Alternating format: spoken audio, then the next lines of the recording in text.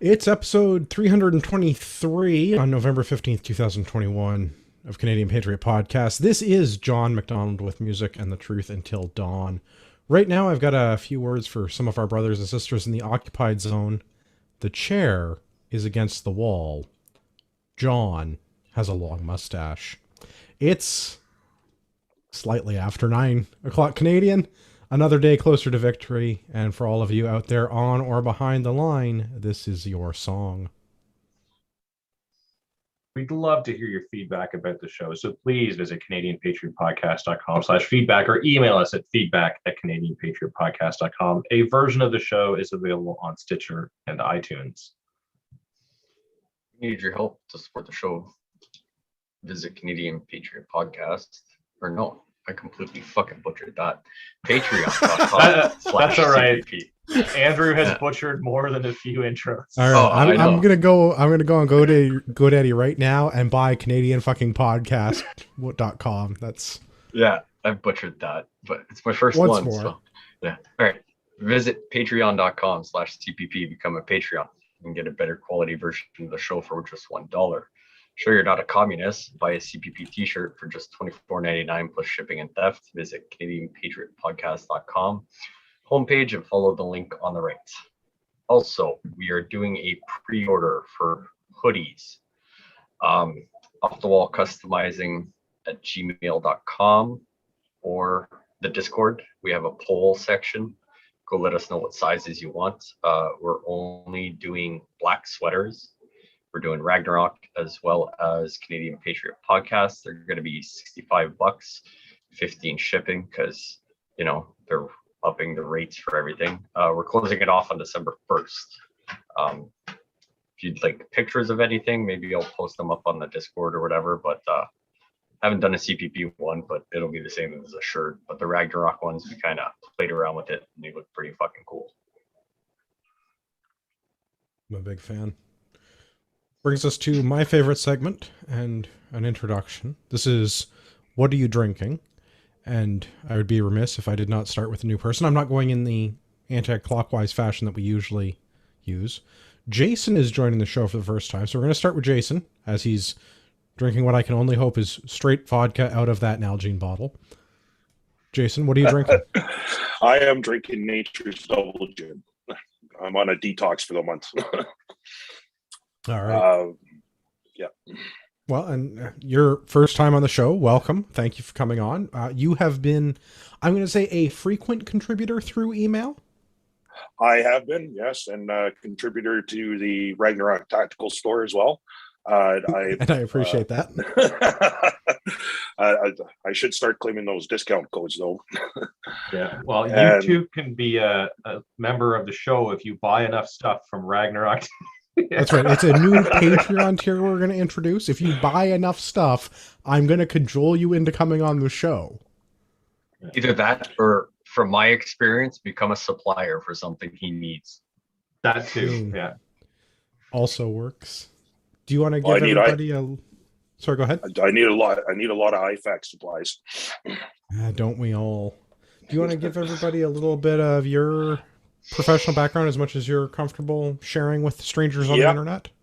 Well, I served about 23 and a half years in the Canadian Army, both regular and reserve.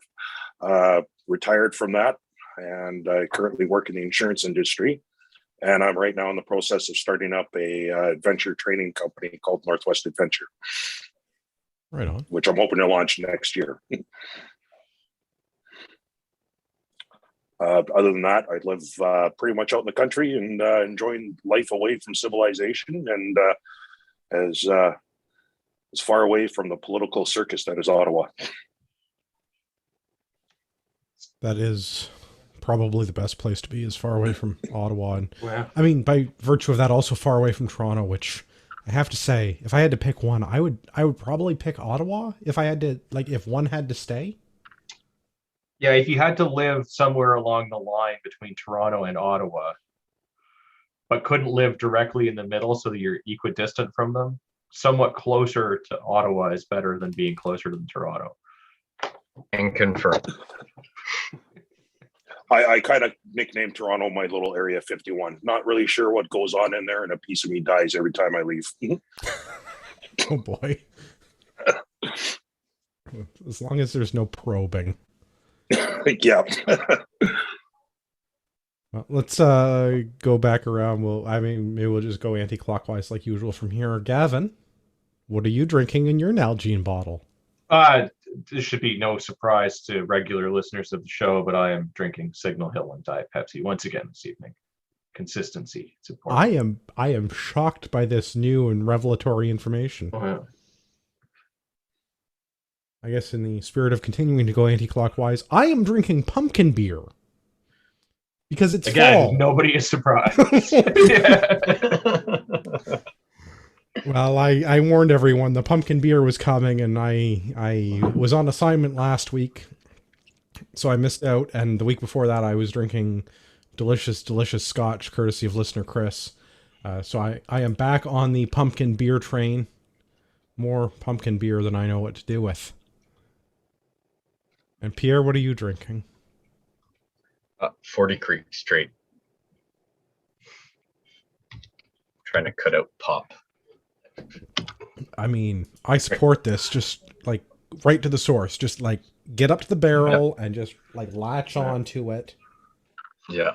I can't figure, I haven't attempted to make my own distilled fermented water yet, which is in the plans for a little bit, but till then, it's going to be 40 Creek and scotch in the house. So. I mean, can't complain about that. Yes, sir. Christian on YouTube wants us to talk about rifles. Christian, I have good news. I got your email. It's in the stack. We're going to do a tiny little bit of news, and we're doing listener feedback. And I want to welcome everyone to the gun show this week. I'm not going to flex for the camera for our YouTube audience. I will restrain myself. But this is the gun show episode, again, because we're going to do some gun content. I don't have a good dad joke with there's a certain other podcast that we share some initials with that, well, you might say that they've copied some of our ideas. I don't have any dad jokes. That's all right. We'll let them corner the market on dad jokes. That's fine. We can do that. I do want to, before I forget, much like we decided to move the sweaters up in the top of the stack, so I get those before we get to the drinking and forget.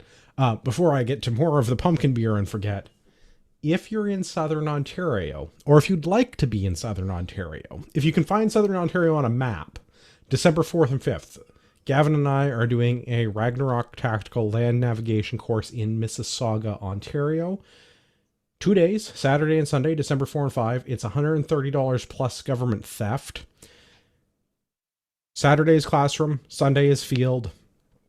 Dress appropriately. It's going to be outside. You're going to be there for 4 or 6 hours.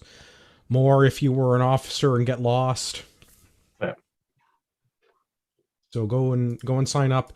It's on the Ragnarok Tactical website. Go to upcoming classes. It's the only course that's currently listed under upcoming classes because it's what we have on the books right now. I've received many questions about vaccine passports. I have not received any government training in how to validate the authenticity of any vaccine paperwork. Yeah. And I'm going to leave it at that. Read into it what you will, CSIS agents who are listening. Yeah, that and also we fully recognize medical exemptions for mask wearing, and we respect that. Yeah, I don't tell people how to live their lives. I'm also not allowed to ask you about your medical exemption. So that'll be a good one for the Patriot Challenge. That's a skill people can work on, because if you haven't done some land nav lately, we're gonna bust out those compasses. We're gonna try and get lost in a field near Mississauga. It'll be a good time. No one has. We have always come back with the same number of people that we've started with on these courses. Yeah. So the good news is probably nothing bad will happen. Again, unless you're like a government agent, then maybe there's other, considerations. That and just a quick comment to the Albertan.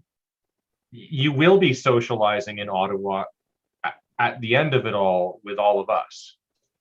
Right. The plan is, as is tradition, to meet at Montgomery's Tavern. Yeah. I'll bring the camper. There you go. Perfect. Good man.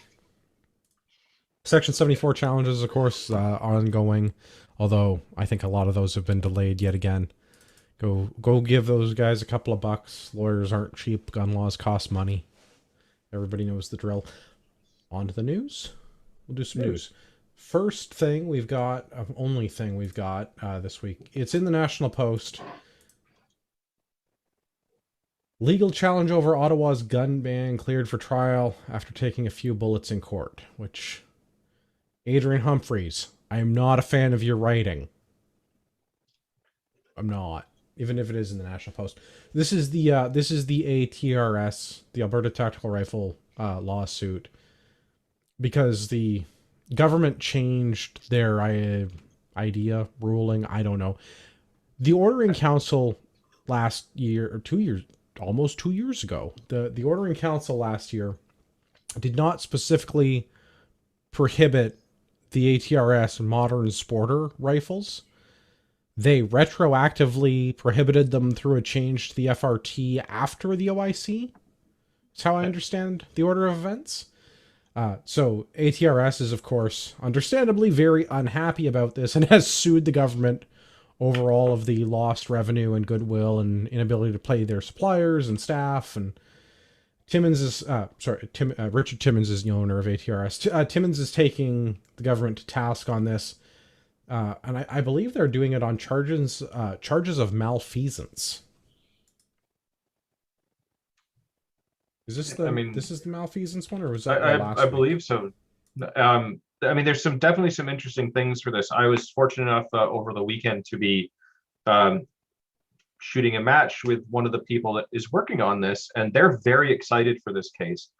They lost a couple of the things, but none of them are really upset about that. All of the things that were lost are kind of minor things, and that it preserves the sort of integrity of the stuff they were trying to go after to begin with, and really focuses the case on that. And this will be one of those ones that once and for all will determine the validity of FRTs and whether they are legally binding or just merely opinion. Well, I really like that. I also really like, I think I mispronounced it earlier. I said malfeasance. This is misfeasance? Misfeasance. That's how I would say it. I guess is a small but important distinction. So they are specifically naming 4 people in this lawsuit. And I think that includes the Minister of Public Safety and the Prime Minister, as well as members of the Firearms Lab.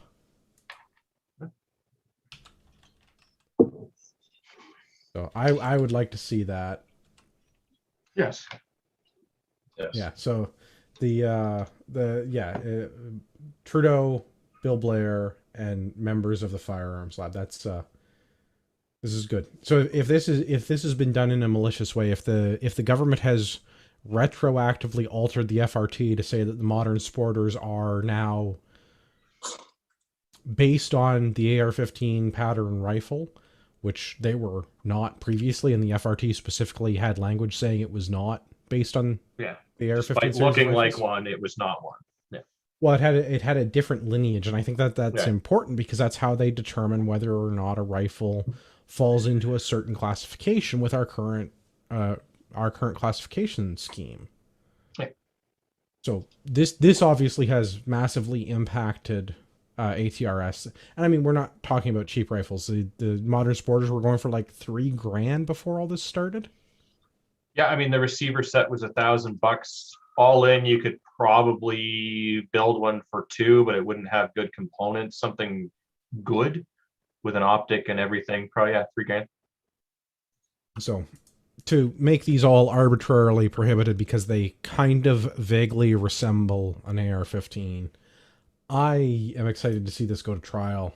If they set misfeasance precedent for this, we get to hold individual politicians and government apparatchiks liable for their decisions. And I really like that concept. Yeah. Dear Bill Welcome Blair, back. you ruined my business.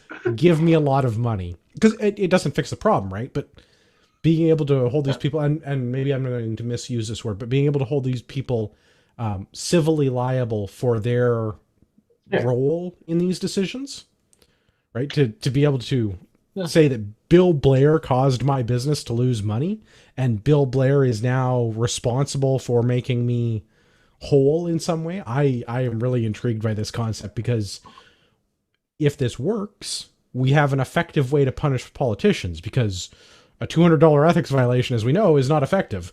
Yeah. But And if we can apparently prove tarring and feathering is not appropriate anymore. tarring and feathering, I think, is technically assault. Yeah.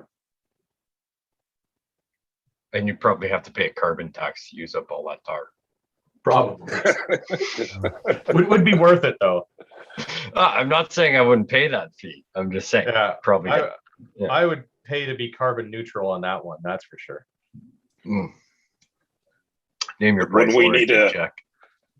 When we need an impact study on the feathers we stole from wherever. Ooh, yeah. Well, we'd have to make sure that it's gender balanced. Yeah, they are consensually plucked from an equal number of male and female identifying chickens.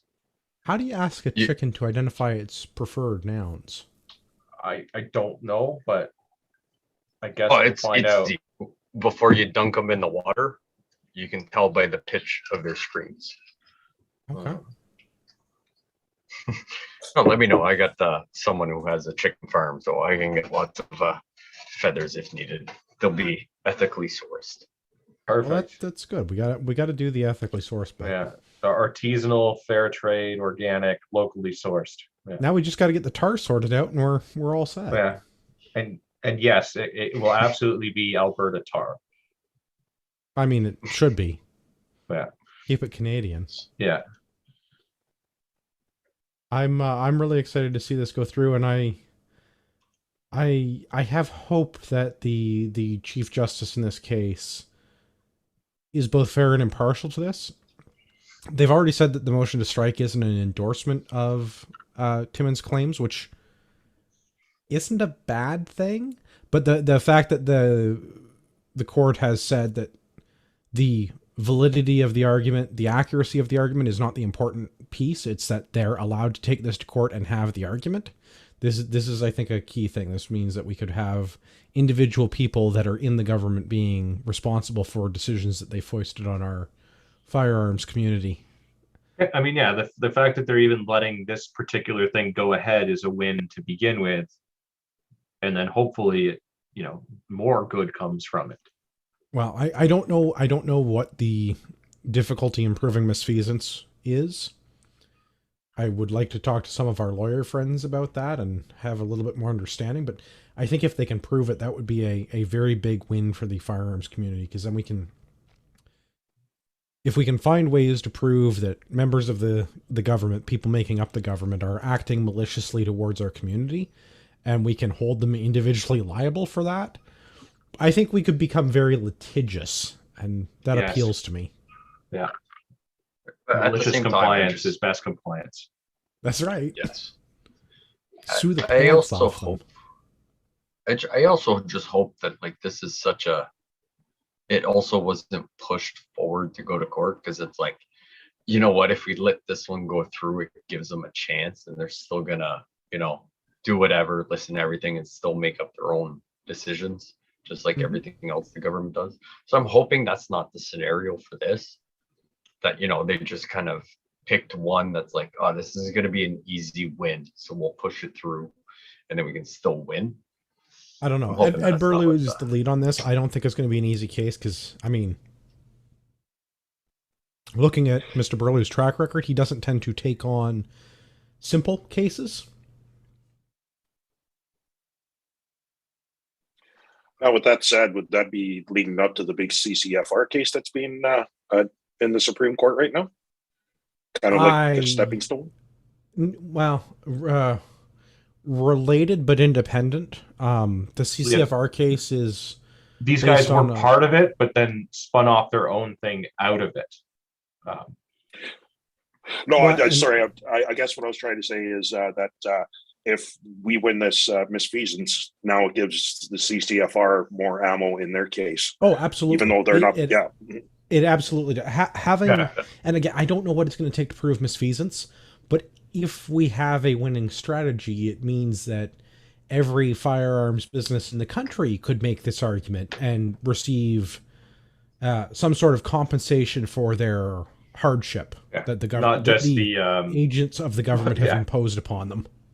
Yeah, not just the low value of the seized firearms that have yet to be seized, but the profits on those and potentially related accessories and all of that. Like, well, and I think there's, if the argument goes well and misfeasance can be proven, I think that there is also an argument that could be made, a legal argument that could be made, that there is a loss of goodwill with your suppliers and vendors, as well as with your customers. Mm-hmm.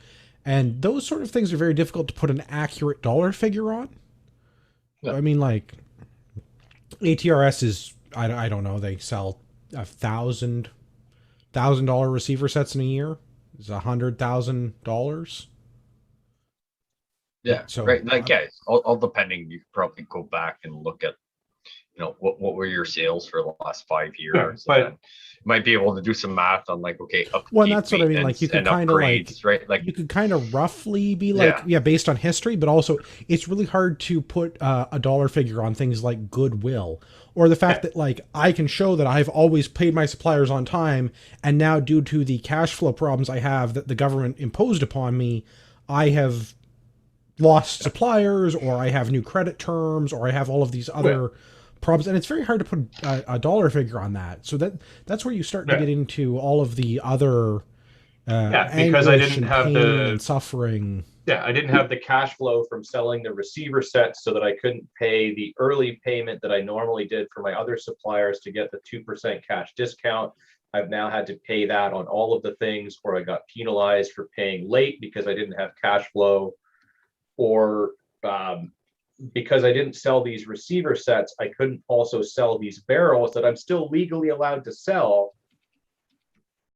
So how do I show lost revenue for all? Like, there's a lot of ways that this could be impacted by not being allowed to sell one single product. And you really can't put a dollar value on that, but I'm sure willing to try.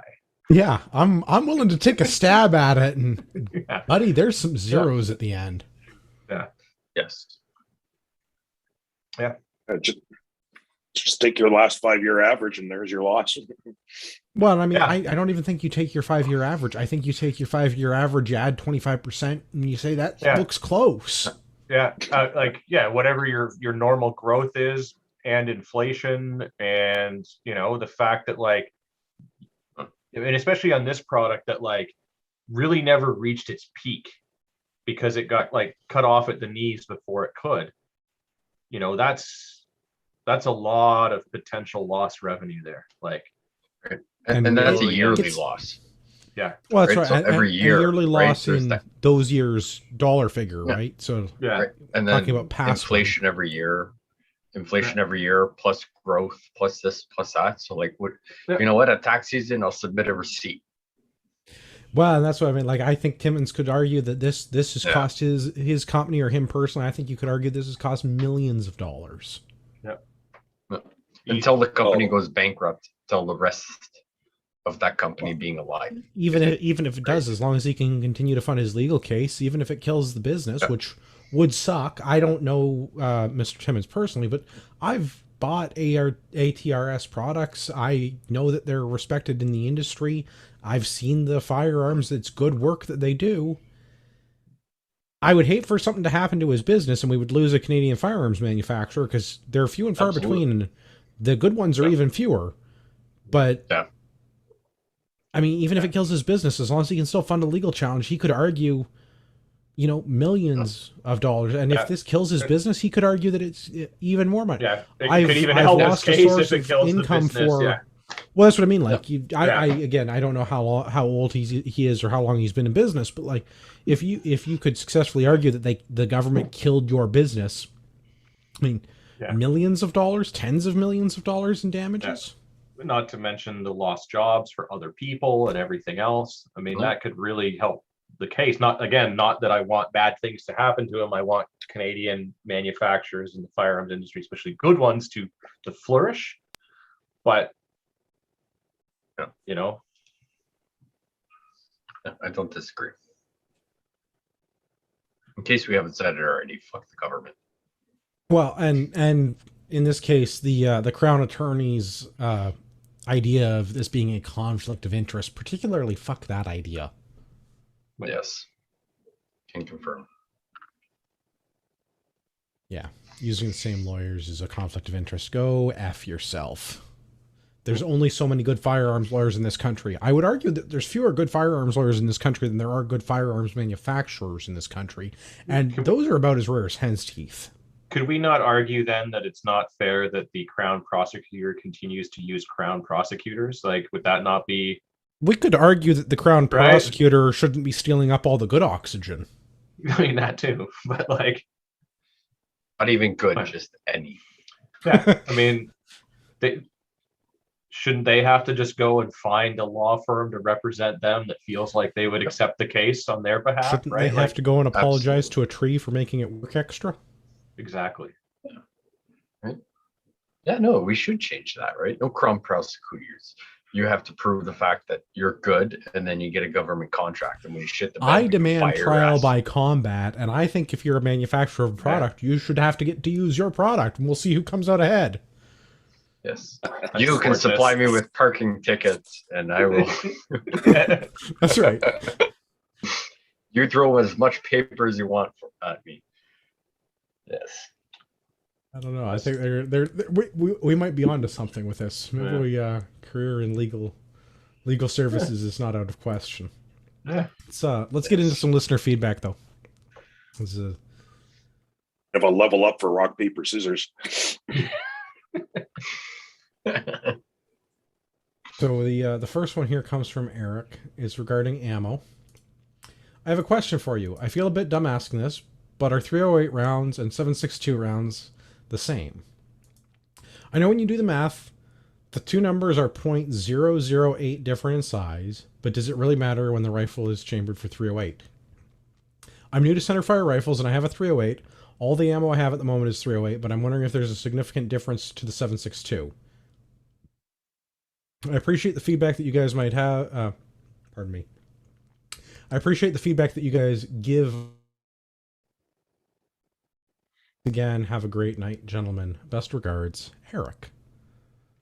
So, 7.62 by 51 and 308 are different, but similar, and in some cases maybe used interchangeably-ish. Legal disclaimer such as it is, as always, this is an entertainment podcast. We are not professional gunsmiths. We do not represent firearms or ammunition manufacturers, and the CSS AAA will not endorse me. I've asked. And we've been drinking. And again, the shooting water, it helps. Yes. All of that aside, 7.62 by 51 and 308 are often interchangeable in many firearms. Especially modern firearms. The rule of thumb, in that you should use a stick to beat your wife no larger than your thumb. No. The other rule of thumb in this case is that if it's stamped 308, you can probably shoot 7.62 out of it. And you can probably do that safely. Again, modern firearms, not applicable in 100% of cases. You should check with an actual gunsmith and make sure of this. But the reason I say this is 7.62 has a lower overall pressure than a 308 round does. 308 is 62,000 PSI versus 60,000 for 7.62. Yeah. So 308 is a hotter round. The round is more powerful if you'd like. There is more pressure inside of the chamber when you fire a 308 round. Yeah. So in theory, it is safe to shoot a 7.62 round from that same chamber because it will be at a lower pressure. Yeah. The size difference thing isn't really the issue. It's the pressure of the round that is the issue. So would this be similar to like 223 and 556? And Yes. like, Yes, is but there it's the opposite. Yeah. but is there what is it? 223 223 can be used or in something fucked up 556. that like Yeah. 556 is a higher pressure round but than no. 223. Yeah, but didn't they come up with a round that you can literally feed both in, and it makes no difference? 223 wild is the preferred chambering. It's a That's- chambering, not a that's the one. cartridge. The Yeah. difference So is the throat dimensions in the chamber in that case. Yeah.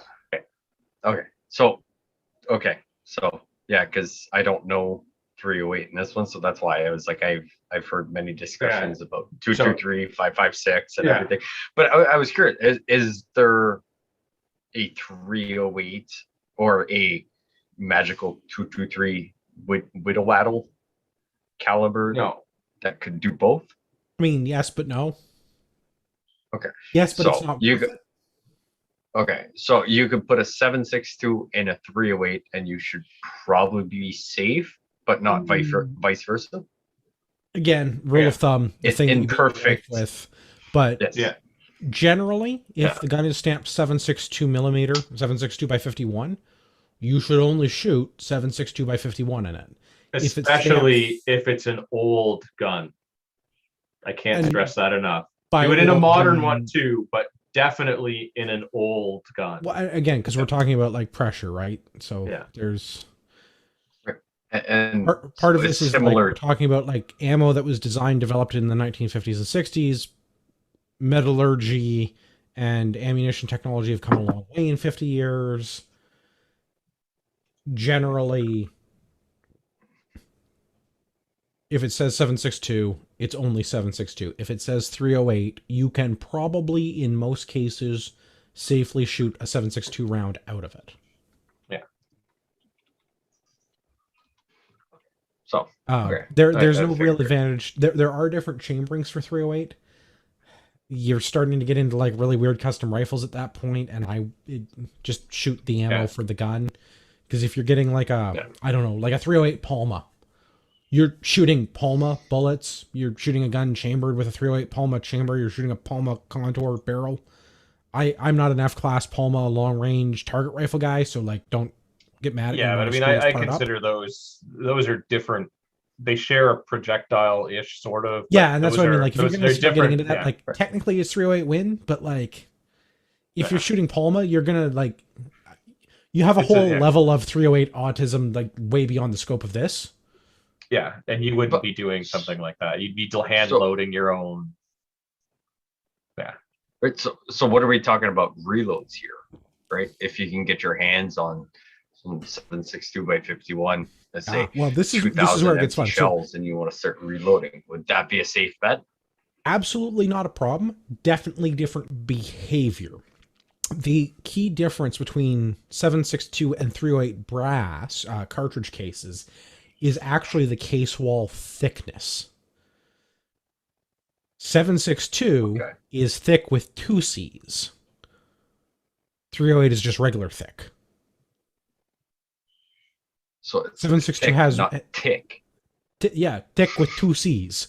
The case wall, the cartridge case walls in 762 round, there is more brass. It is a thicker case wall, which it's a lower pressure cartridge. So why do that?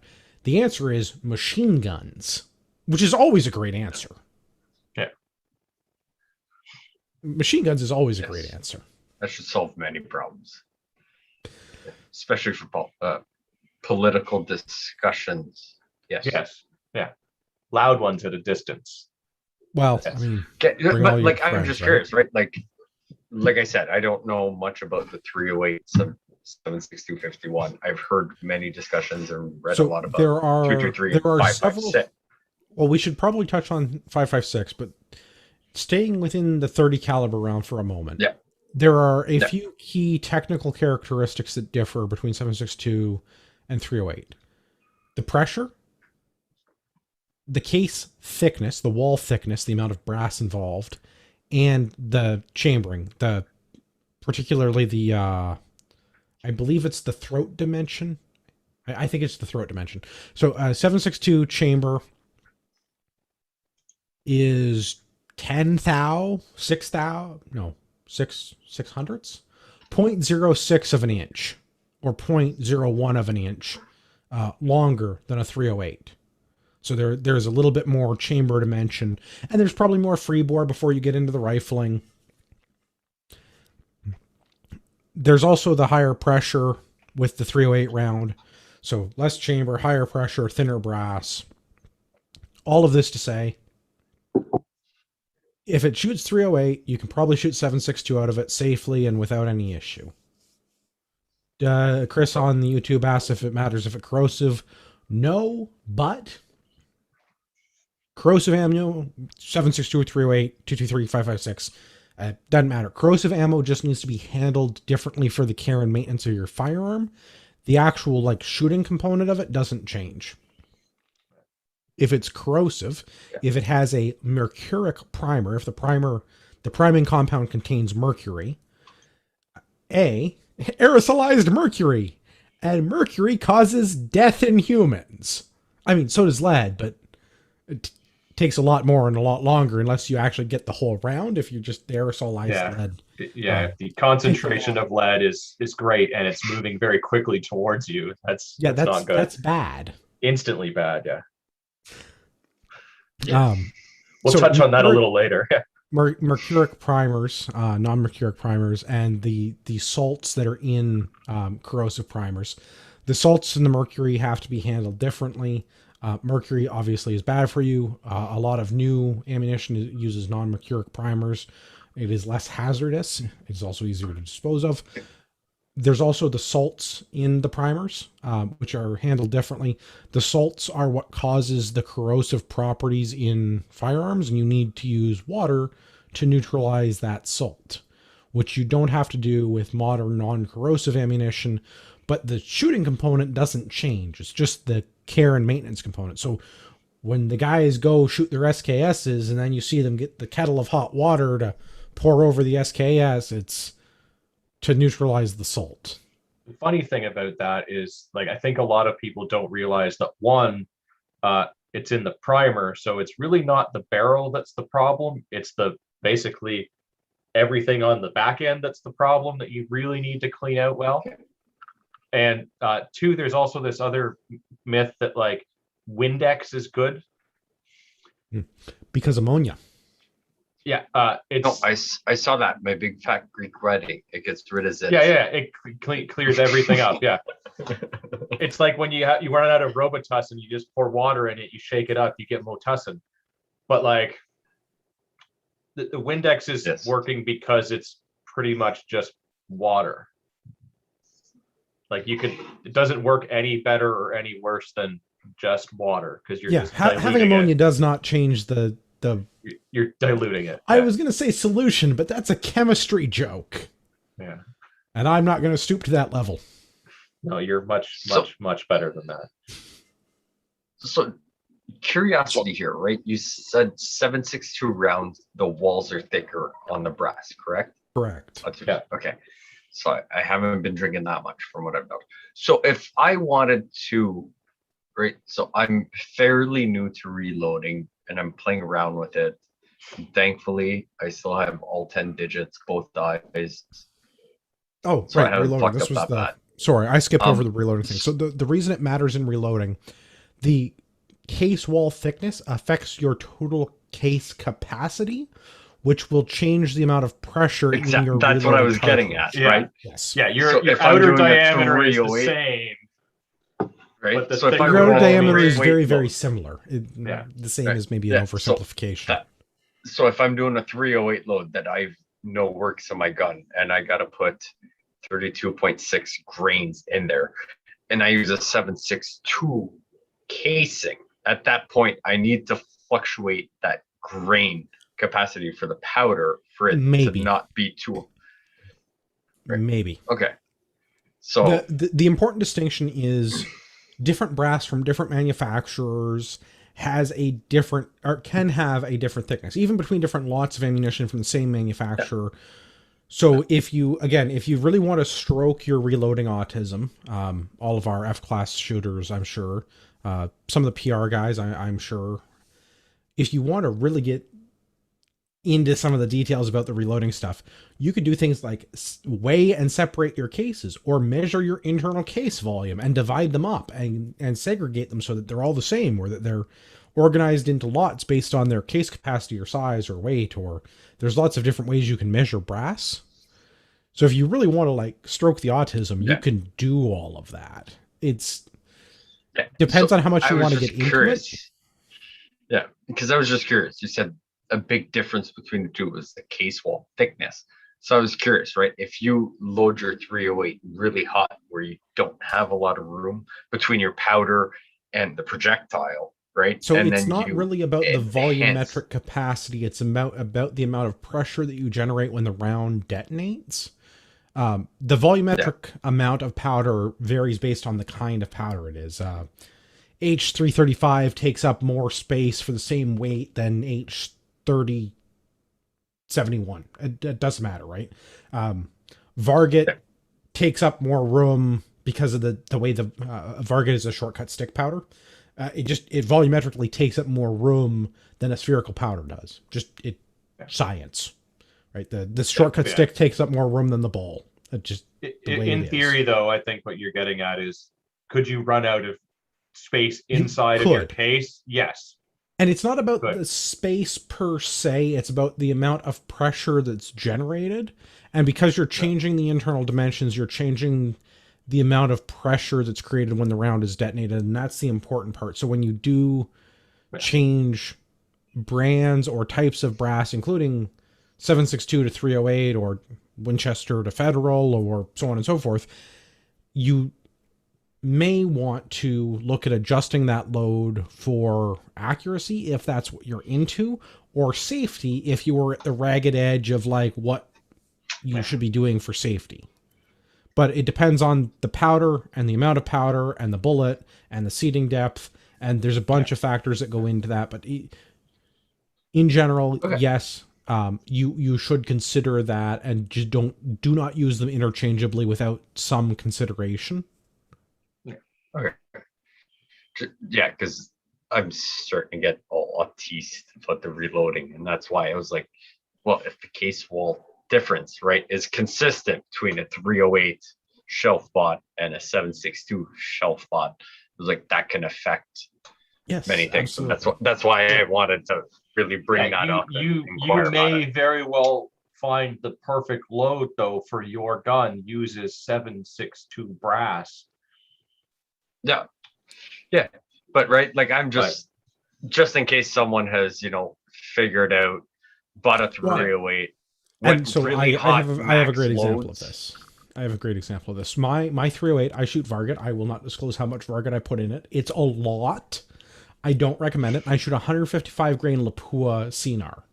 So it's a very long bullet for how heavy it is. It's a kind of an unusual bullet, but it's going really, really, really fast. Again, I'm not comfortable disclosing that information, but like, I don't think it's technically safe based on what's in the reloading manual, but I have no signs of overpressure, and it shoots like a champ. So I'm not gonna mess with it. But there's absolutely no way I would put that much Varget in a 7.62 case, because like I feel like I am very close to the unsafe amount of powder. And that would just make it. And you've had experience. Like, how long have you been reloading your own amp? I don't know, close to 10 years. Right. Excuse me. Right. So like getting into, right, I've been reloading. I've made about 100 rounds, maybe. Right, and that's what I mean. Like, if you're new to reloading, don't try to go to the max. And even if you're not new to reloading, it's very unusual to start at the top end of the load. Like, you go by the recipe book and you work your way up to it, and you look for pressure signs. Exactly. Right. I've done the same. Right. I'm loading for my hunting rounds, my 30-06. I'm doing 165 grain, 180 grain. So I looked it up. Powder I got, pre-measured all my casings. They're all the same, whatever. And I'm starting at the lowest, going up by 0.5 increments, and I'm stopping 1.5 grains before the max load. Yep. I've got all my set, my depth set the exact same. I've got everything set up. And now I'm going to test now that I've got the powder I originally wanted or whatever, and see what works best in my rifle as well as, my wife's rifle. We both shoot the same rounds or same rifle. Sorry. They're both 30-06. Those are hunting 180. That's, bear and up.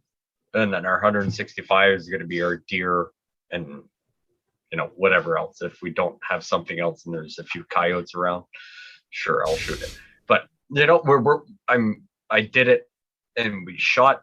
Everything looked good. Both of us still have all our limbs, everything. So we're really I'm starting to get a little autiste now that I'm like, you know what? I got 500, 600 spare brass pieces. Someone, a guy on a forum I'm on, just come pick it up. And he handed me 2 giant Ziplocs. I got 600 rounds. So I'm doing all the prep work, sorting it all out. Right. So I'm just, if someone's like, you know what, 308 new rounds are, $60 for 50 of them, but someone's got 7.62 for, the same price, but I can get 600. Someone taking that shortcut before they get to the experience that you've been reloading for 10 years. I'm assuming Gavin reloads, right? I'm slowly getting into it, and I'm, I don't want someone to cut that corner and assume that 308, 7.62 is the same, except for that potential wall diameter, that they load a hot round or a max round. And, because they decided to use this one-off 7.62 by 51 brand, right, the wall's so thick that they've built something so hot that they're going to blow their hand. Your hot round is going which to be is unlikely. Hotter. That's what's going to happen. Well, I think maybe it's worthwhile. 223, 5.56, same but different. Yeah. Please explain. I've had drinks.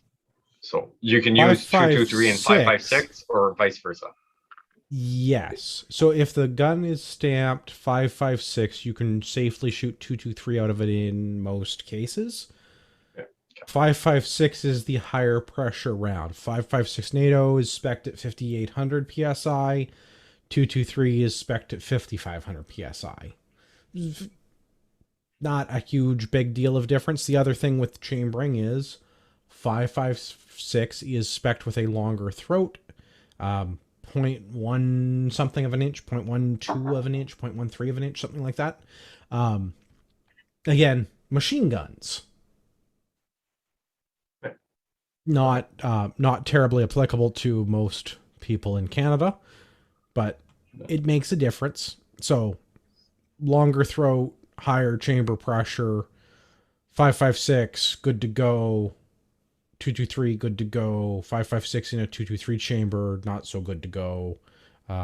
Throating, higher pressure, gun goes kaboom. Yeah. Basically, you have a higher pressure round going into a smaller space that may not have the overall. Well, and it's not like the chamber, it's not as long. That's there is less throat in the chamber where the bullet goes, the projectile part goes. So everything will still fit, but when you detonate the cartridge, it can generate more pressure because it has less room to expand. And by expand, I mean for the bullet to start traveling down the barrel. Yeah. But that's, where the gases and all of the stuff go is a smaller space, which is going to generate higher pressure to begin with. And then having a higher pressure round on top of that is just bad news.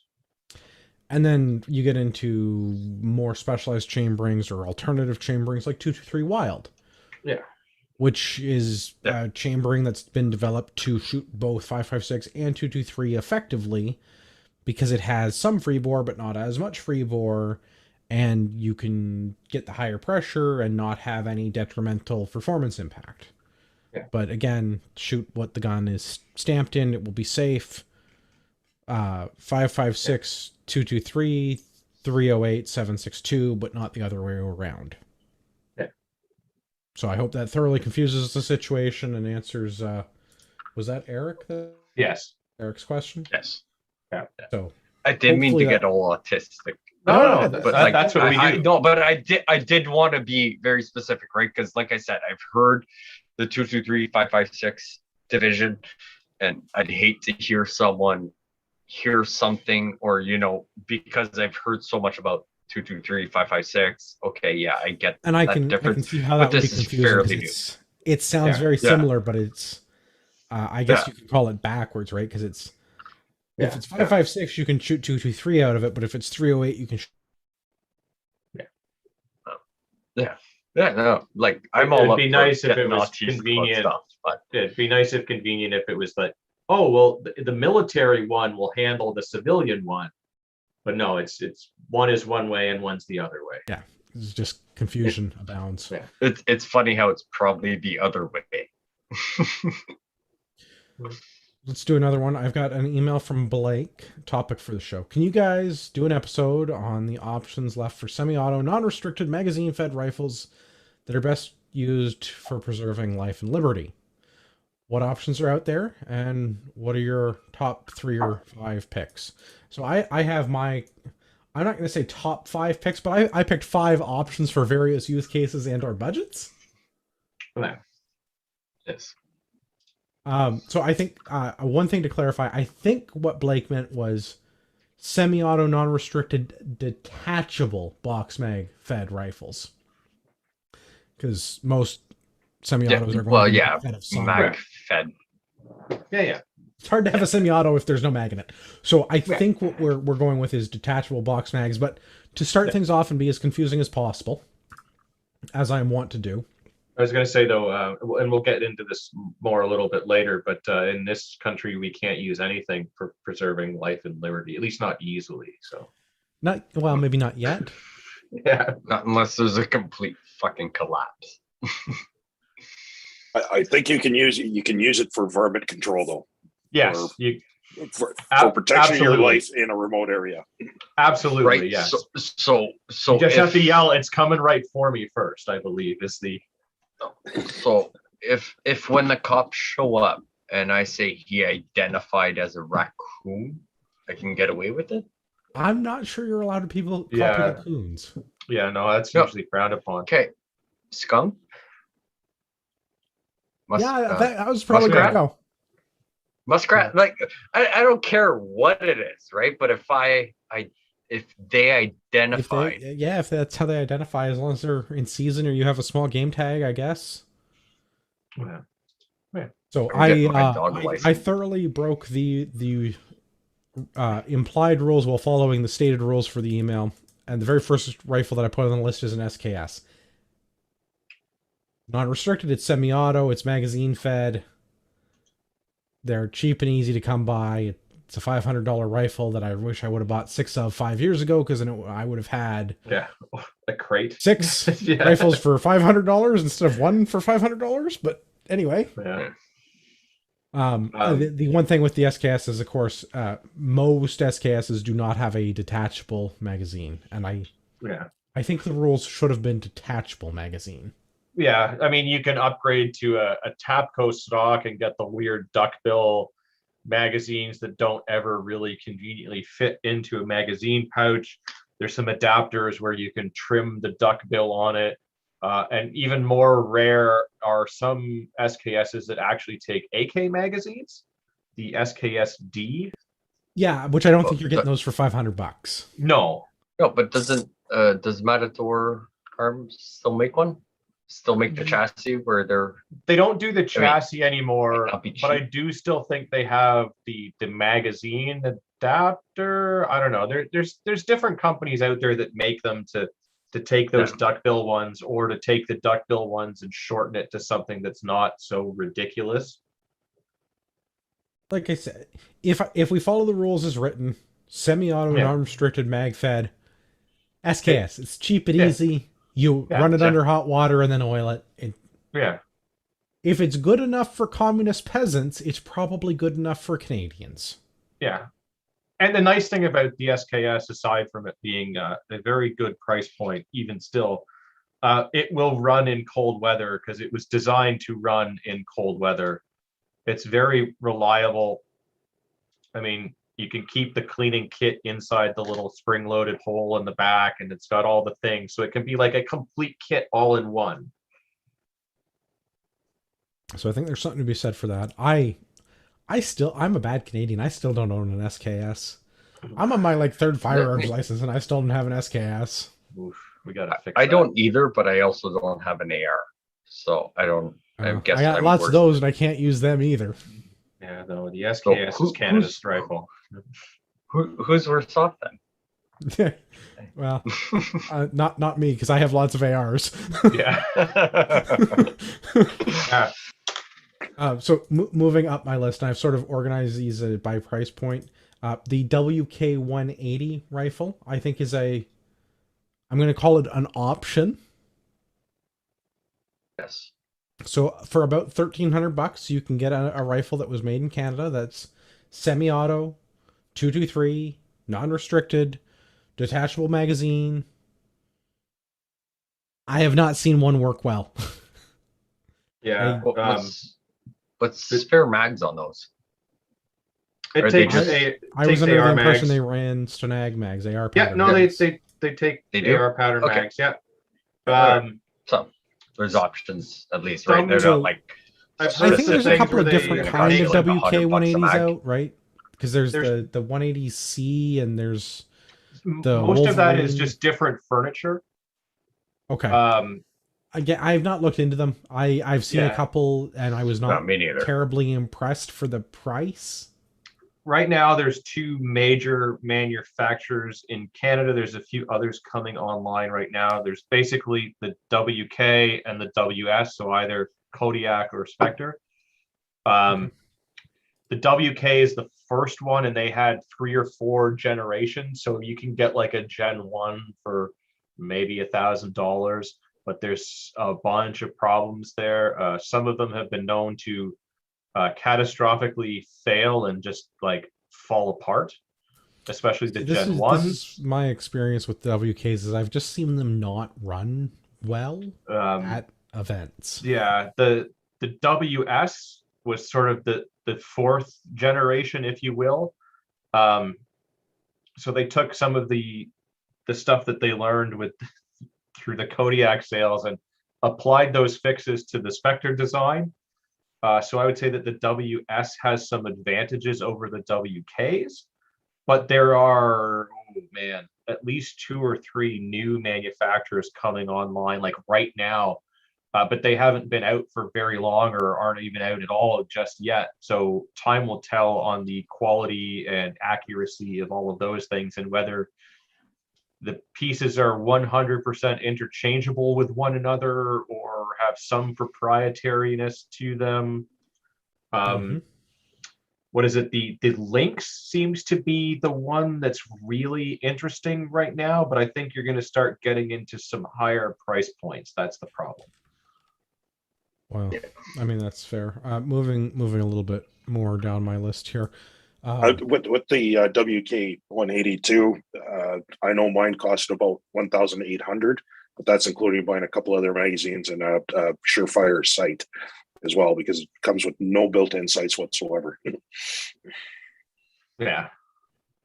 Oh, I'm not opposed. I don't like when stuff. I mean, I shouldn't say maybe with every firearm, but I prefer to pick my own sights anyway, because I usually find what manufacturers put on is not what I want. So I'm probably ripping those off and putting on different ones anyway. Sorry, I meant iron sights.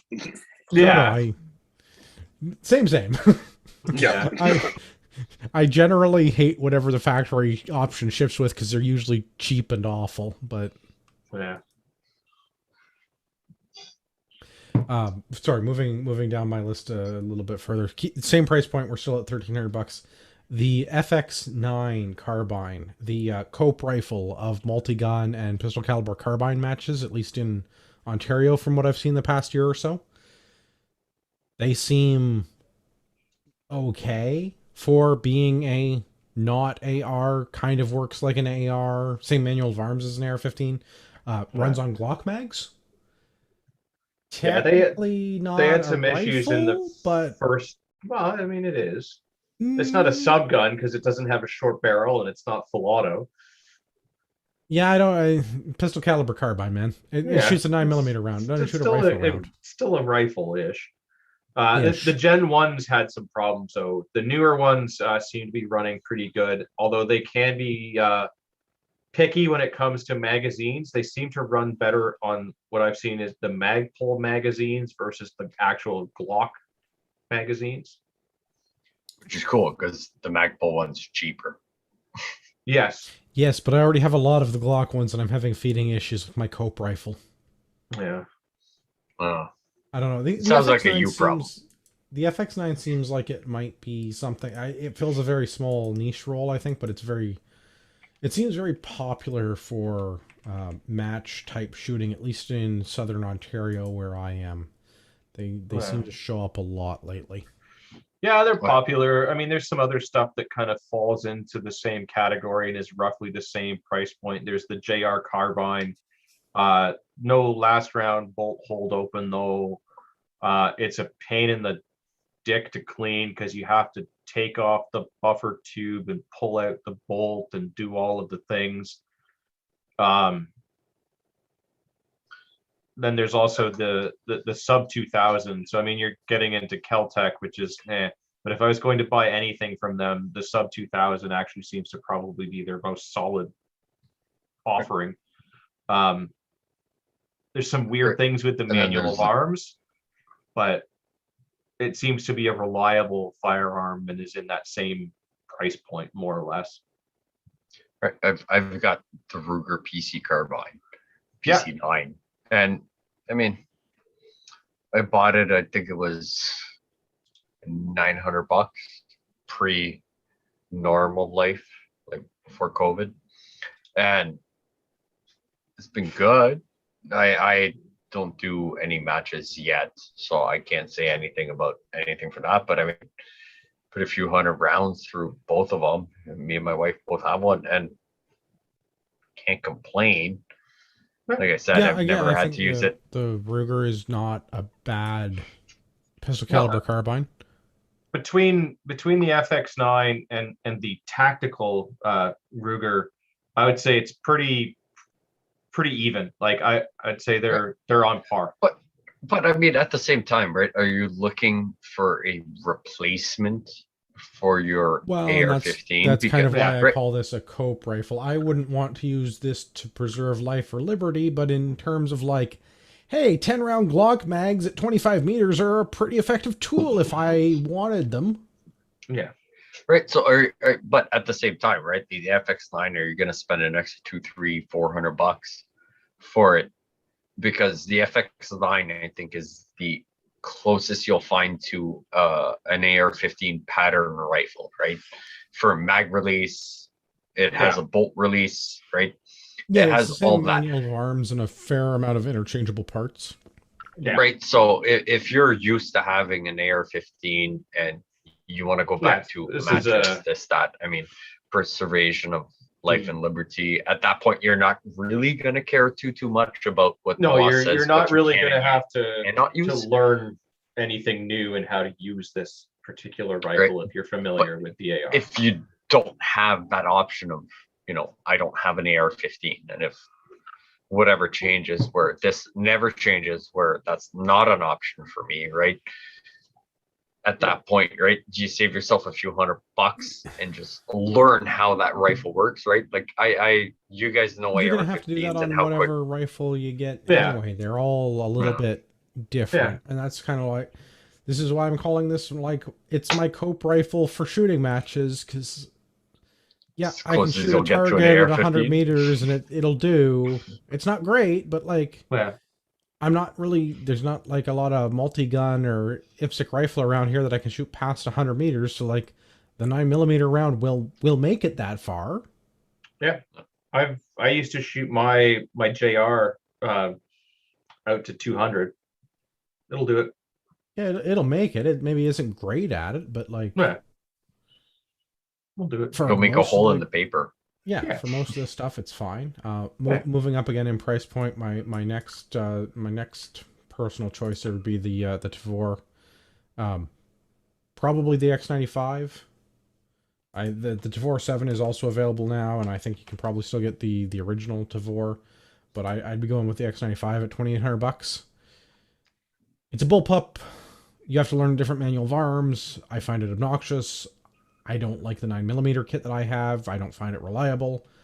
But the Tavor in 223 is a perfectly reasonable rifle, and it is fairly compact, which I think would certainly have advantages if you were ever in a situation where you wanted to take it in and out of a vehicle quickly, for example. Certainly easier to maneuver that than an AR-15 of equivalent barrel length. Yeah. I think more or less in the same genre, but maybe a little bit cheaper is like the Norenko Type 91.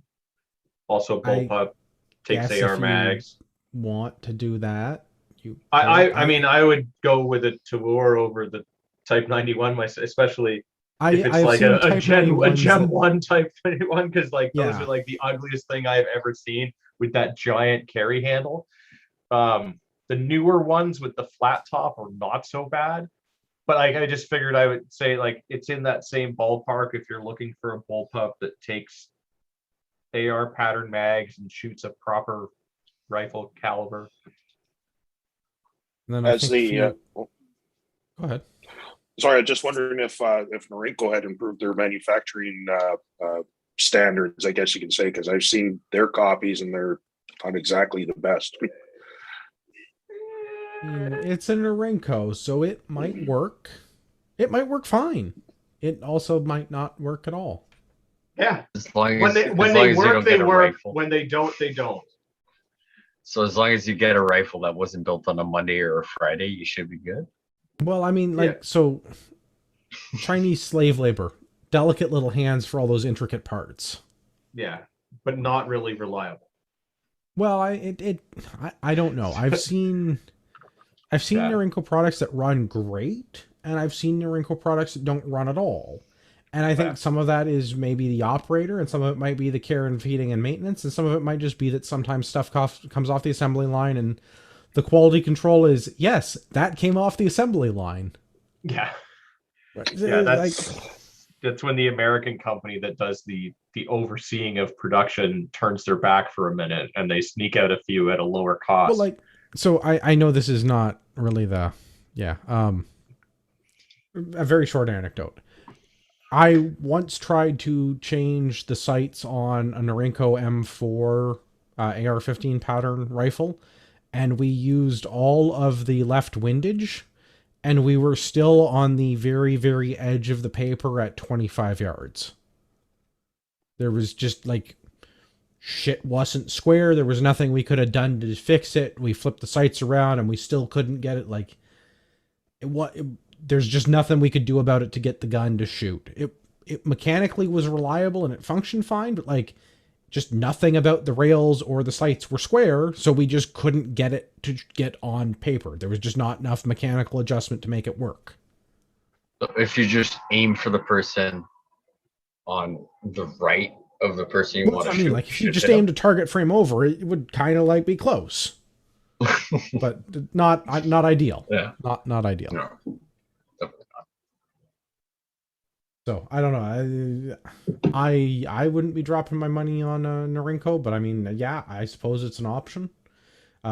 If we're gonna talk about silly money though, my last one. Because when you've got fuck you money, why not? I'm going to totally butcher it.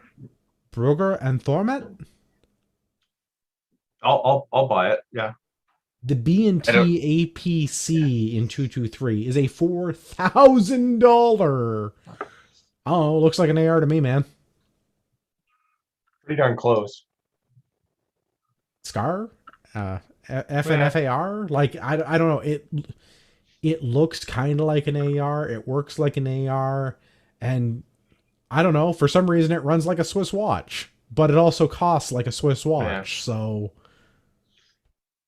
if you had that kind of money to drop and you wanted a really high-end, reliable 223 rifle, yeah, the B&T APC, I think. Yeah. But it's also a $4,000 rifle. Yeah. So make a bunch of pre-orders for these sweaters. Here's like, so I want the Swiss one.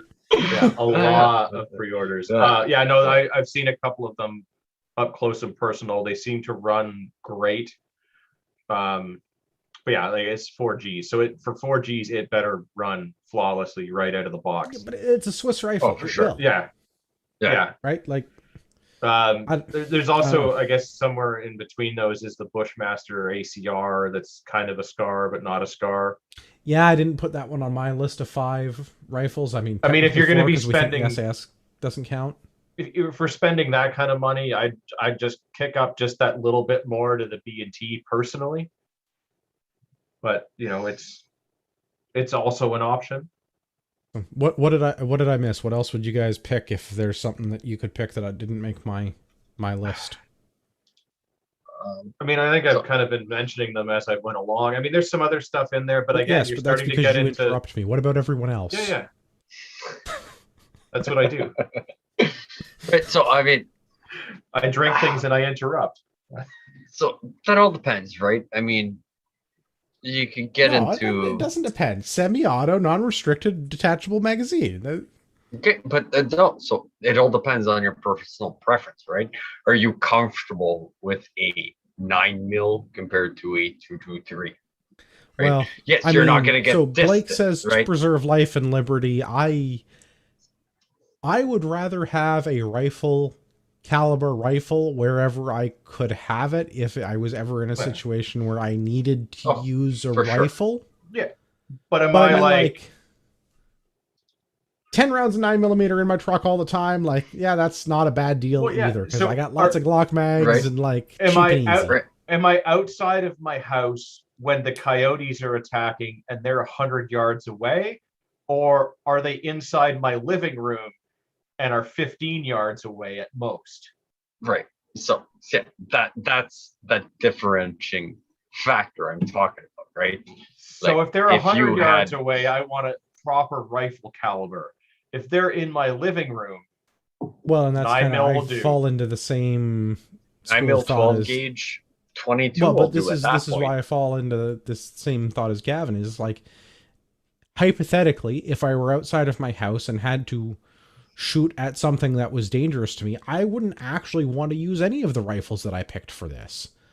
I would want my Garand, because that's a 30 caliber bullet. That's bigger. And as we know, bigger is better. That's what she said. Yeah. But that's what, like, yeah, if I'm going to take a shot at 100, 200 yards at a target that is actually dangerous, I don't know what situation. I can think of maybe a couple of hypothetical situations, but I don't know what practical situation where I would be in, where I'd be like, damn, that bear's 200 meters away. I better shoot him in the face. But like, if I was ever in a situation where I had to shoot a bear in the face, I would want the biggest rifle I had. Right. Or a magazine that holds more than all of the rounds. No, I'm with the Albertan on this one. Yes, a Sten gun for the living room and a FAL for perimeter work. Yeah, sure. Can confirm. I don't think we can get either of those, but yes, I would like both, please. Yeah. I don't know if they still import them to Canada, but the FAME SG542 is pretty close to a FAL. I know it's a Swiss rifle, but chambered in 7.62. What?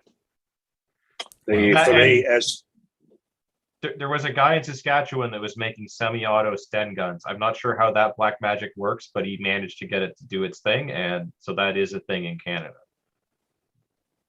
Well, if we can get a not FAL, or if we can get a not Sten gun, I would be okay with either of these things. Yeah. I'd have a better idea. How about whatever I fucking own, I can do what I want with. I feel like that, but I feel like that about a FAL, and I'm not old enough to own a FAL, and I never will be. I will, no matter how old I get, I will literally never be old enough to own an FAL in this country. No, but okay, so if you had to pick, do you want an FAL or do you want to own the property? No, I don't need my left nut. Oh, sorry, what was the question? Yeah, the left one does nothing. Right, yeah. I'm left-handed, so I'm more amped to give up my right. Just out of fair, whichever. Fair, yeah. But right, like, so how many ARs do you have sitting in your safe that you can't do a thing with, right? Too many. If it was at the end of the day, right? Do you want an FAL or do you want to go back previous to this OIC going in, and you can go but back if I have a time gun machine and I can go back in time, I'm going back in time to a place where I could have a full auto, everything. Right. I mean, Yeah, I'm buying we'll all go of them. back. Yeah. We'll get rid of, whatever Trudeau it's the called. Senior. So no, we don't need to worry about too much about Trudeau Senior. We just need to worry about what's his name from Cuba that died a few years ago. Castro. Yeah.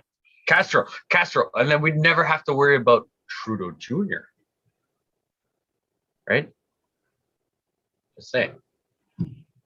I just Castro want never to answer a was couple of around quick at that questions point. here. So in Canada, there are no AR magazines that can hold 13 rounds of 223. The whole Beowulf thing, according to the RCMP, is not the correct thing because that makes them dual purpose. That is the way that they have reinterpreted that rule. So if you are using 5-round Beowulf magazines to hold 13 rounds and you get caught with it, technically, according to the RCMP, that's a big no-no. I'm not saying I agree with it. I'm just putting that out there. Also, the rifles we were talking about is this what is it? The Lynx. It's another 180, but it's the same as a MCR or a WK. It's the same rifle, just from a different manufacturer with a couple of I think upgrades to it. But I thought effectively the Lynx, the same. Well, it's a 180 as well, isn't it? Or whatever. It's the they're all 180. But it's like the Lynx will be compatible with Armalite 180s. Yeah. Which is slightly more appealing because Armalite's a real company. Yeah. But it's still a 180. So it's going to be the same manual of arms. It's going to look the same. I just think that it's going to probably be of a higher quality than the other ones currently on the market. But that's yet to be seen, really, because they're just hitting the streets now. Have the Nodak Spud lowers made it into the country yet? I know they were talking about importing some earlier in the year. I don't think so. I think they're going to be the next one to hit, but I don't think any have. Right, because I think I Run Guns was talking about importing Nodak Spud. Yeah, that's another one that looks kind of interesting. Because they're making a BRN 180 receiver, maybe. Oh God, a Bren gun would be nice, like an actual Bren gun. Well, I mean, I would also get a Bren gun. Yeah. So, all that aside, I think if we want to play the hypothetical game, maybe that's more more Jason's topic here. But if you're going to be preserving life and liberty, and you want to resist tyranny, according to the YouTube comments, I'm not going to tell you how to overthrow the government or that I think you should overthrow the government, because that's a thing that could get me in trouble. But hypothetically, if you lived in a country that you were being ruled by a communist dictatorship and you no longer had any rights, the best gun to overthrow that government would be the gun that you have. Yes. The second best gun would be a lot of machine guns for all of your friends. Yeah. Well, that's force-on-force encounters between disorganized militia types and organized government forces are generally pretty one-sided conflicts. Usually the government backs forces with the logistics, and they tend to come out ahead in those. I mean, not always. I mean, look at Afghanistan as an example. I mean, 20 years of war and trillions of dollars to replace ISIS the Taliban with the Taliban. ISIS. So I mean, like, not to say that you can't have an insurgent war that the organized government forces will lose against. It's a time preference thing. Do you have 20 years and a lot of expendable people to throw at that problem, or do you have one or two friends, and how willing are you to go to war with that government? And I don't think that that's a game I want to play in this country right now. Yeah, and But how willing are hypothetically, you if to you dig were- out punji pits and smear the sticks with poo? Yeah, hypothetically, if you wanted to overthrow a dictatorial government that you were living under, the gun you have is probably the best gun. But I mean, a machine gun and all of your friends with machine guns would be a much better choice. Also, you know, close air support, artillery, armored vehicles. Like, there's a lot of other things than rifles that would come in terribly, terribly effective, I think, in that situation.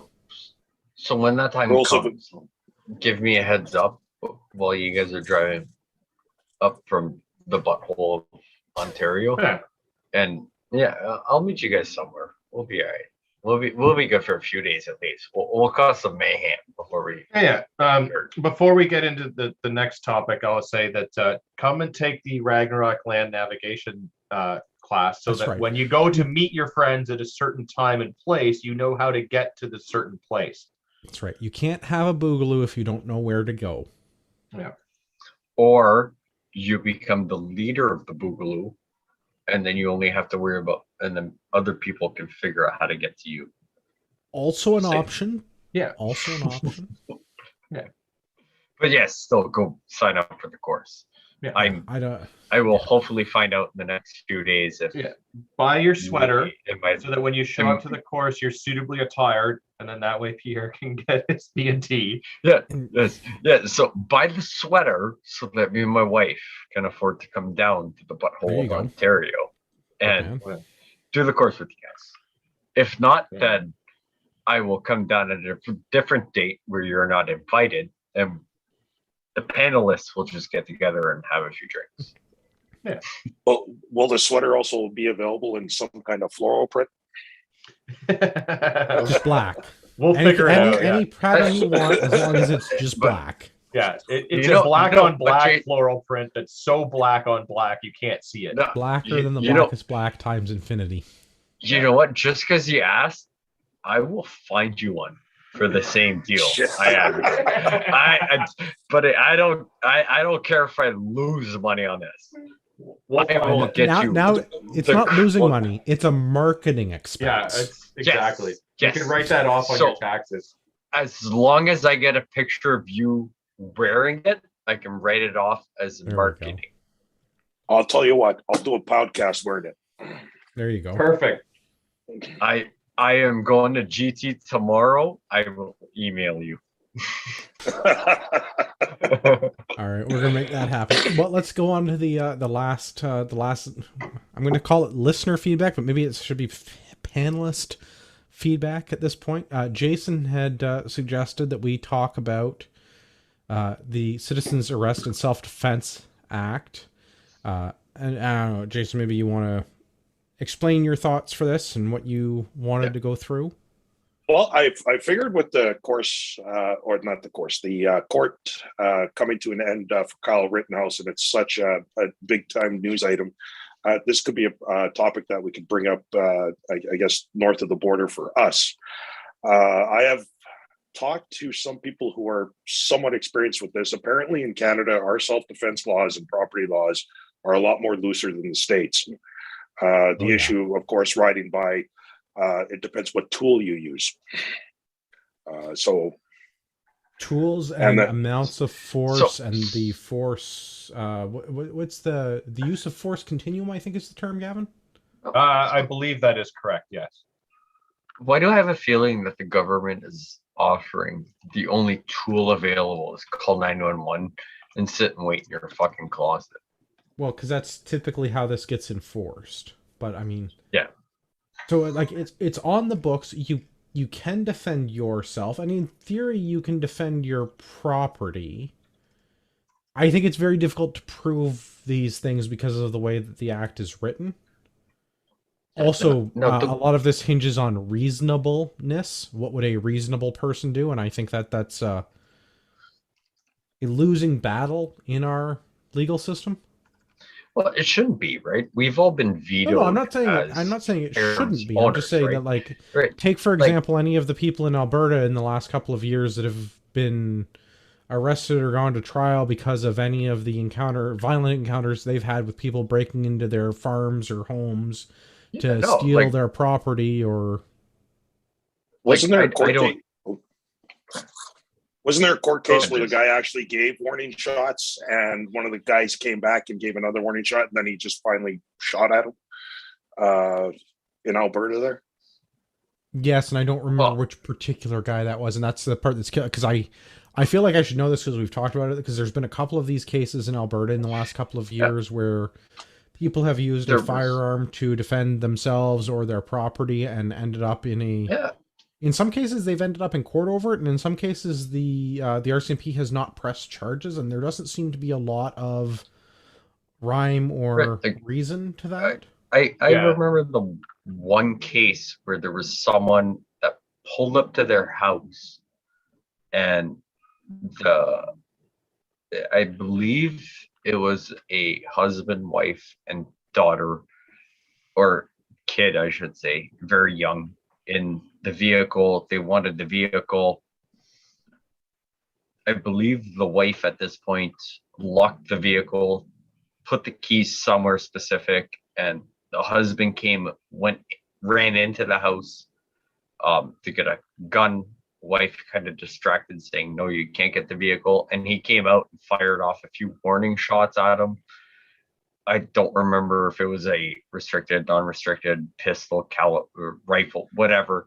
But it ended up being that they didn't even press any kind of charges or anything to the person, due to it being like the cops didn't show up till like 2 hours after all this was that happened. The Eddie Maurice case? He was down like Okotoks, south of Calgary. Yeah, it was Alberta case. I know that for a fact, but I wouldn't be able to tell you. I can think there's a couple of cases in the last couple of years. The Eddie Maurice case, I think, was in 2018, and I believe he had shot a home invader in self-defense, and I believe he is the rancher that had a wife and a young child that were involved in that, or farmer. Maybe he's not a rancher, maybe farmer. The one I'm thinking of, I don't think anybody was shot, or maybe shot but not killed. The one I'm thinking of, I think, was literally the guy was in such a panic that like nobody ended up shot in hospital or anything. It was just like the cops showed up and investigated, just being like, "Hey, look, this guy shot at me, and I've got 4 or 5 bullet holes in my house, and there's 2-3 bullet holes in my vehicle," and the guy ran off. So I don't know if we're talking about the same one, but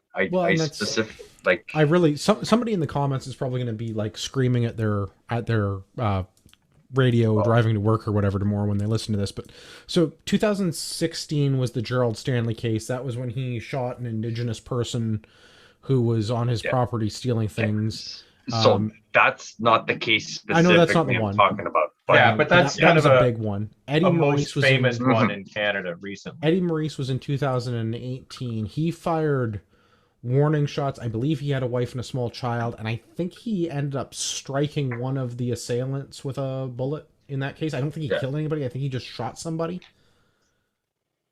Yeah, but I'm sure there were more than that, and I remember. Well, there was the guy in 2020 where somebody fired warning shots, but not at anyone, and was not charged for that. Yeah, and there was also the guy in Hamilton, I think it was, where they broke into his house. Multiple assailants broke into his house. They're the one that brought the gun. Oh boy. Yeah. He managed to get it away from them and shot 2 of the 3. Unfortunately, one of the 2 that were shot were facing the wrong direction at the time that he shot them. He ended up getting charged, but I do believe that eventually, after a couple of years of fighting it, or at least a year or so, he did get off of the charges because it was deemed self-defense, even if they were facing the wrong direction, meaning he shot them in the back, for those that aren't catching on to that. I'm just surprised. Yeah, sorry. Like, I'm surprised anything was self-defense in this country, right? Like, Well, and this is How many times have we heard that anybody, like, you can't defend yourself from any type of assailant, whether it's so someone coming into your maybe we need house? to get into the specifics of self-defense law in this country, because it's a bit different here than it is in the US. But now, granted, some states have better or worse laws.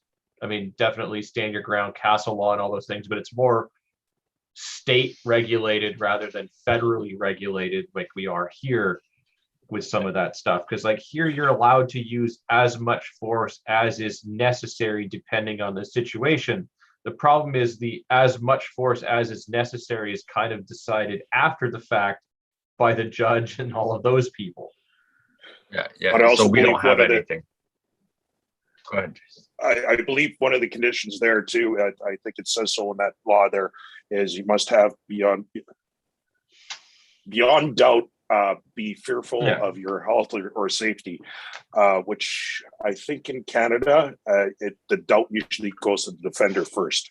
It's the guilty person or the person that's been assaulted or you defended against has to prove that, no, I was doing nothing. Yeah, so like if somebody just happens to break into your house, you can't shoot them. If they're there and they've broken into your house and are stealing your TV, and you're like, hey man, what are you doing? And they're like, I'm just stealing your TV. I'm not going to hurt you. You still can't do anything. Even if they're walking towards you and don't seem to be a threat, you still really can't do anything to them. But no, that's not how the defense of property clauses are written in the Act, although I think that is more...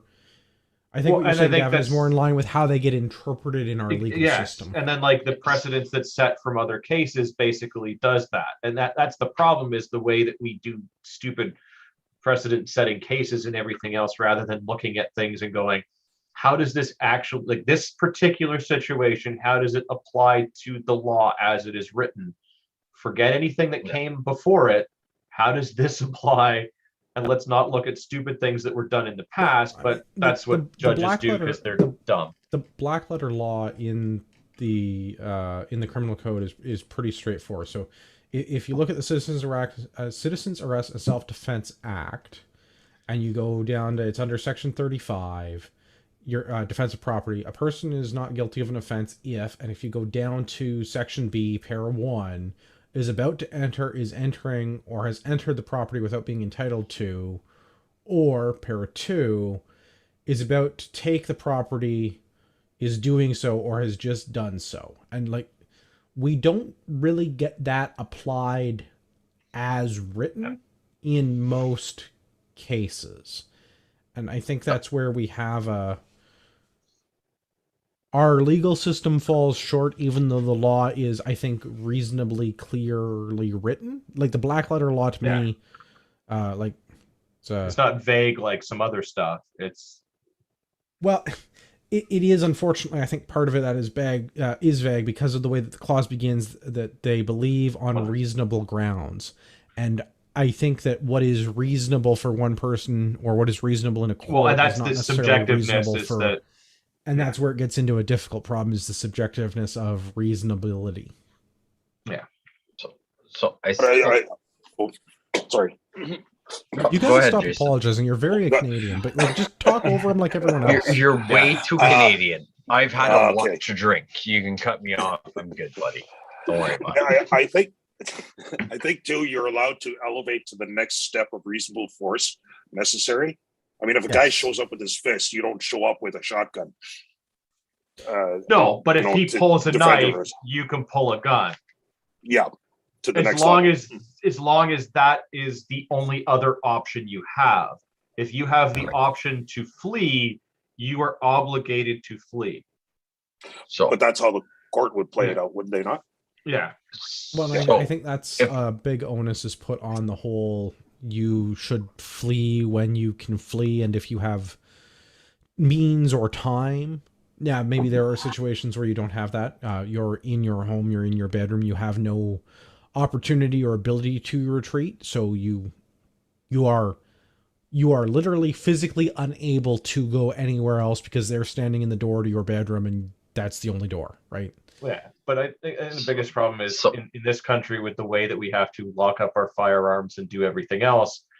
By the time that you would go to your safe, open your safe, I'm assuming you're inside your home, so you want something like a handgun, unlock your handgun, even if you happen to legally have a loaded magazine sitting right next to the handgun, put the magazine in and chamber around. Well, if you have the time to do all of that, you've probably got the time to run, which is how the court will look at it. Also, why are you doing all of this in advance of knowing what the threat is? Because again, the biggest problem in this country seems to be like intent. So like you're not allowed to carry a self-defense tool around with you because then that could show intent to do violence to somebody else. So there are people that carry around, pointy sticks or whatever as keychains in their pocket, and then someone assaults them and they use that thing and hurt that person. In a real country, you'd be fine. But if you carried this thing around, it could be like, well, he intended to use that on somebody. That's like, well, fuck yeah, I did because they attacked me. Of course I did. But again, that just shows how messed up our laws are and how they're at least they're interpreted, even if the way that they're worded is maybe better than the US in some aspects. It's the interpretation and then the way that they're played out in the courts that really screws us, because if you have something that looks tactical or dangerous, like it's a weapon, you get in more trouble if you use it even in self-defense. So like if you carry a baseball bat in your trunk, carry a glove and a ball. Your lawyer will love you. Right? Because if you're carrying a baseball bat, which is not a weapon, it's a sporting good.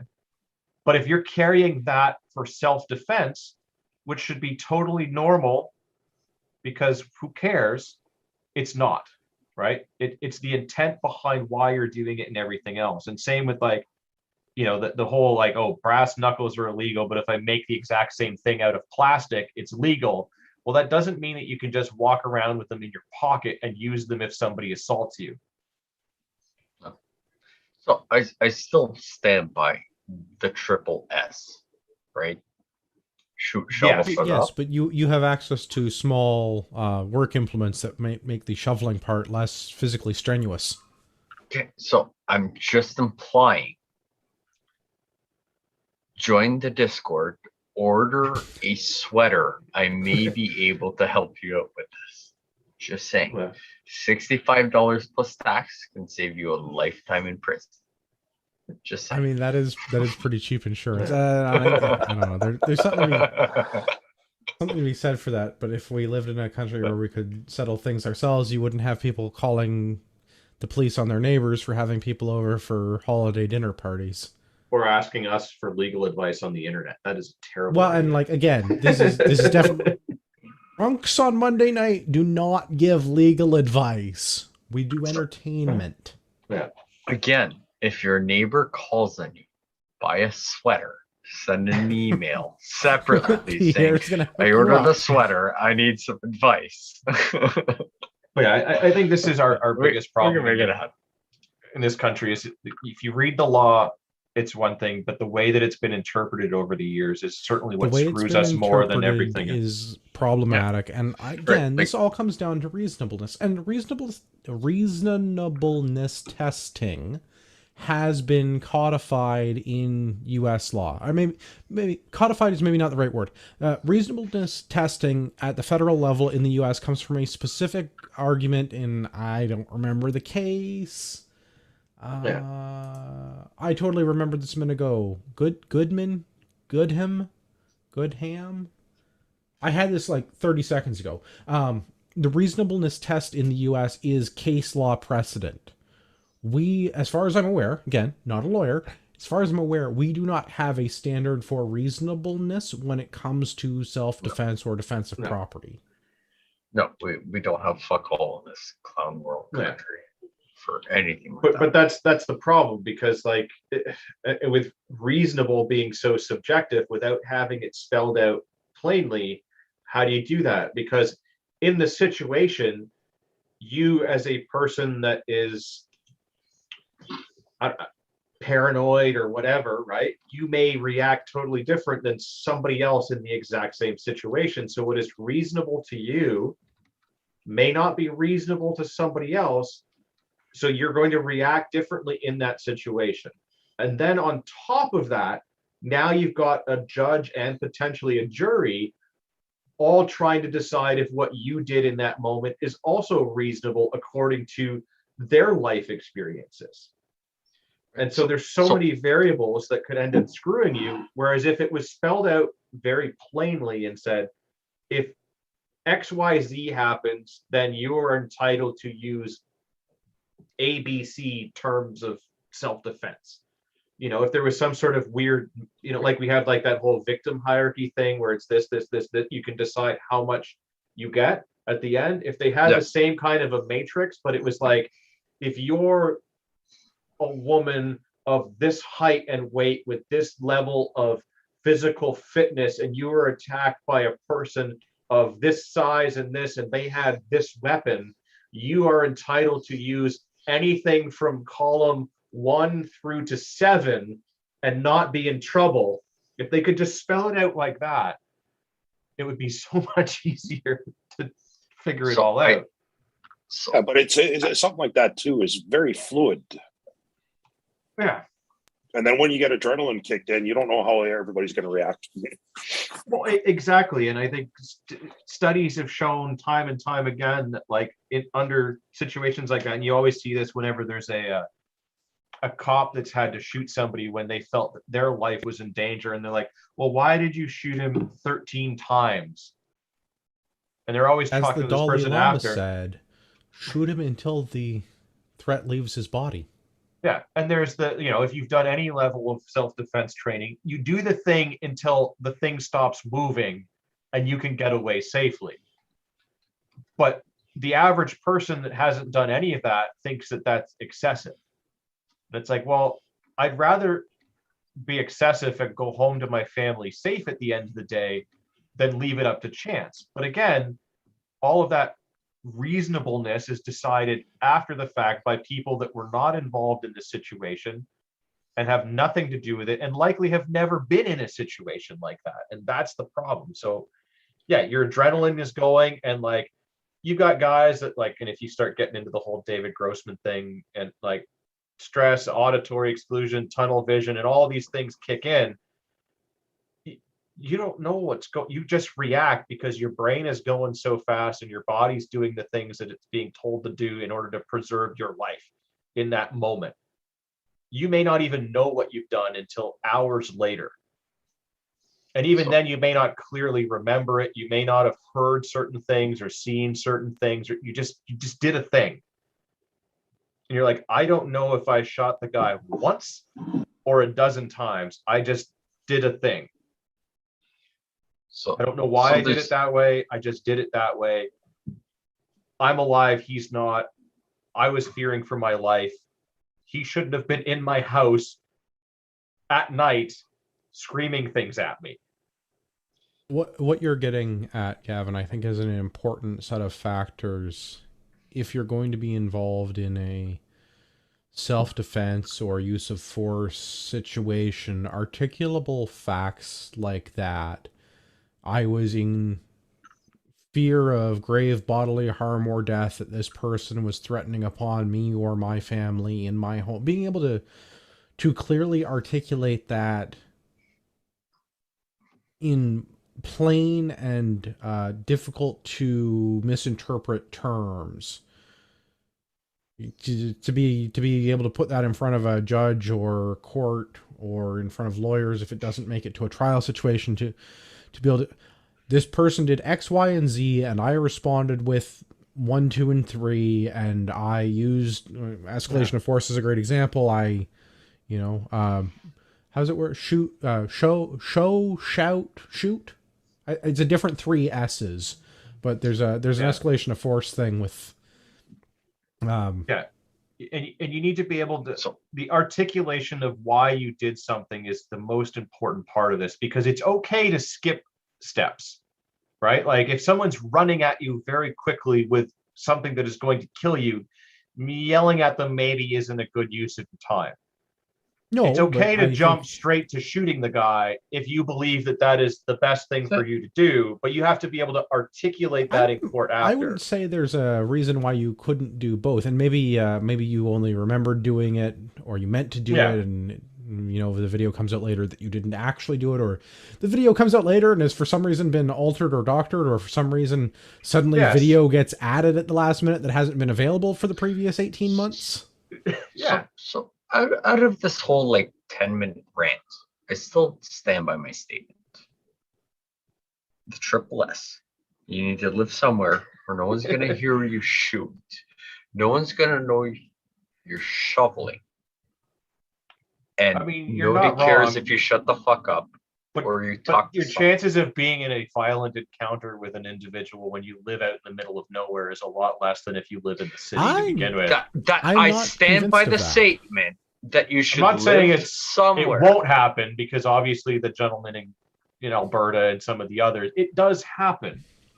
Yes, but I think the but- frequency is lower in rural settings versus the urban settings. So I'm curious, not to knock on that whole case and someone actually doing something that is right, but was it the residents of the house that potentially called saying, "Hey, some douchebag was here. We shot him in the leg, and he waddled off." Right. So, I once again, I kind of stand by my triple S statement that I don't know that you're wrong, but I'm also not sure that we live in a society where that is condoned. Yeah. And I know we not don't saying normally. it's that we condoned. shouldn't. Yeah. I'm not saying it's condoned, but if nobody except for the residents of my house knows what happens and understand the concept of, hey, someone was running at us with guns of some sort, whether it's a pistol, AR, shotgun, whatever you want to call it, right?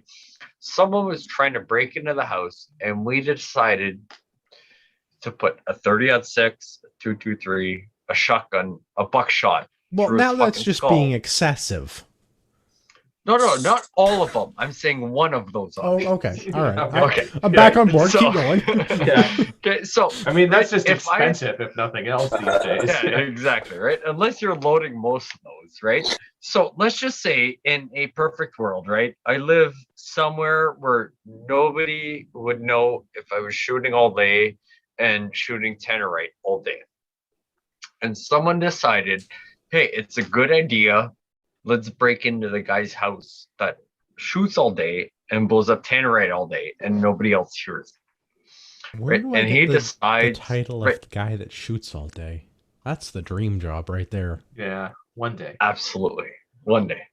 Right? So let's say someone decides to break into my house, cabin, or shed at that point. Right? Nobody knows anything. And I tell the guy, hey, fuck off, eh? And he decides to come at me with a weapon of some sort, whether it's a baseball bat or up to a full-blown machine gun at that point. And I decide to take matter into my own hands, right? Nobody around me knows anything happens. And I decide I'm going to throw this guy under my tomatoes so I can make wicked fucking salsa next year. Right? What? What's the difference than me calling it and saying, hey, all this happened and this is what I did. And now I have to go in front of a judge, prosecutor, investigator of any sort to justify why I decided to, hey, this guy was here. And I have to prove all these things that I understand are required definition by law in clown world to I guess justify. where I would draw the line is I don't know that I want people just going around arbitrarily doing that. But I mean, also the idea of forming a posse and dealing with problems is not unappealing. Yeah. I just want I to mean, make sure that I'm on the side of the posse, Yeah, But to get I want to be on the side of the posse that gets the chub, not the lead. Right? Right. But even with that said, I just thought of something is you take care of the problem. Unfortunately, it escalated to that point. Call 911 and do first aid on the guy. Try to keep him stabilized. And so Yes, this is the thing. So like, because we live in clown world and all of the things, and like, obviously if you live out in the middle of nowhere, none of this stuff is an issue. The problem is that very few of us live out in the middle of nowhere, and that somebody is going to have heard something and likely have called the cops, right? Like that's I why live you in the title middle of the of guy nowhere. that shoots all day. Yeah, but you know, It's for like, those people, I- then that advice is actually very solid, because then it looks like you are doing your best, and that yes, the situation escalated rather quickly. You know, Brick Right, killed like- a guy, and then like you show that like you're not trying to kill the guy, you're trying to stop him, and then it needed to go to that level. But now you're the one that's called the cops, and now you're the one that's doing first aid on the guy and trying to save him because you don't want him to die. That goes a long way in your court trial, because in this country, you're going to go to court to defend yourself for having defended yourself. So you will have to defend yourself twice. To summarize today's show, get a 308 rifle, shoot 7.62 through it. Don't try to overthrow your tyrannical government, but if you do, we have some suggestions on rifles. And when you're done shooting your 7.62 rifle at the tyrannical government, shovel and shut up. Yes, Is that roughly where we've... Yeah, so the most important thing to do, though, and this, like, I don't like to give legal advice, but I will this time. When the cops show up, don't say anything. Just shut up. Yeah. Lawyers are expensive. Make them earn it. This is my lawyer's number. You can call him. That's all I'm going to say on this. Just my whole issue with everything we've been talking about for 45 minutes is somehow the cops are going to show up unless you've called them. Not everyone lives in the middle of nowhere. That's the problem.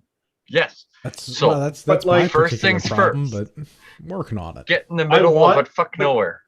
But see, this is the thing, though. So, like, the cops showing up isn't necessarily a bad thing, because, like, if I live at my house in the proximity of the shithole that is the GTA, and there are gunshots, it's more likely that I've been shot, and I want the cops to show up so that I'm not just sitting there bleeding out and die. So, I want them to show up to look after me.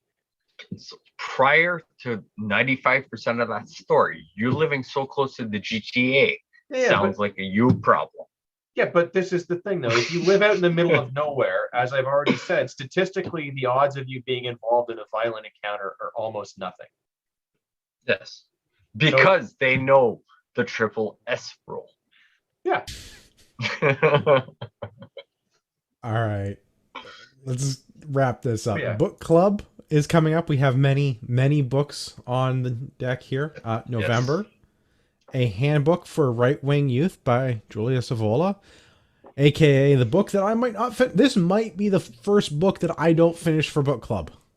So what you're saying is that we will only be talking about the first third of the first essay.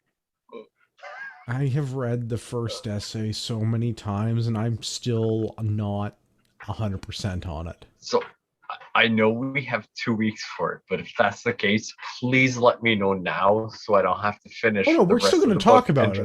It might just be me complaining about it for an hour. That's different than most of the other books that we've done.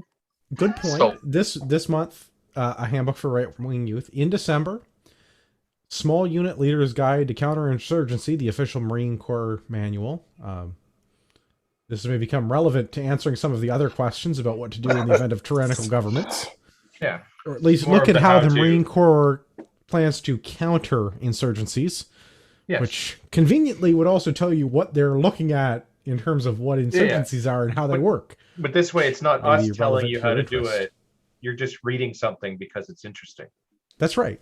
That's right. I'm not saying this is how to form an insurgency. I'm just saying this is how a certain large military organization plans to counter those insurgencies.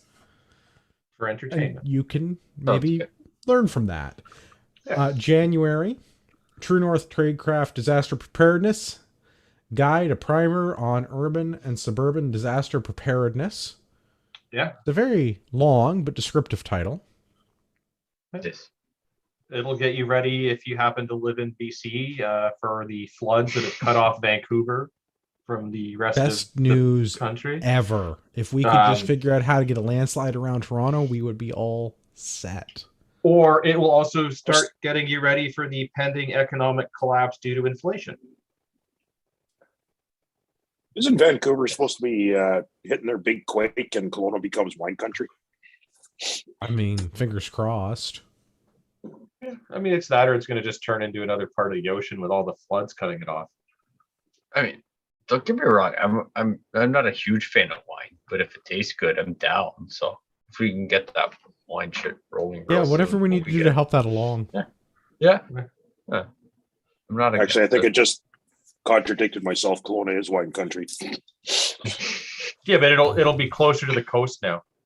Yeah, I'm the sober one. I don't drink enough wine to know where wine country is, so I'll take your word for it. I'm kidding. You should go around. Episodes, yeah.